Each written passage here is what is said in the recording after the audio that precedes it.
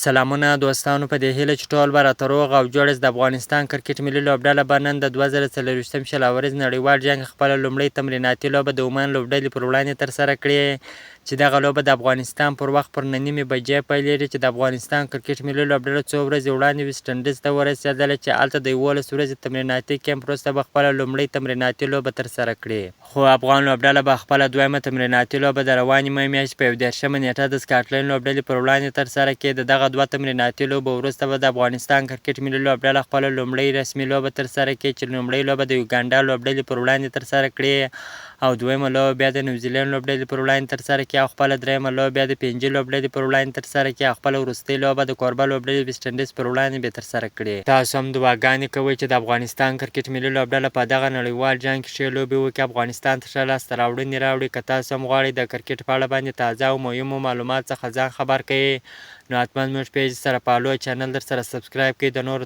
تازه معلوماتو لپاره زموږ سره اوسئ. تر بلې ویډیو پورې د الله په امان.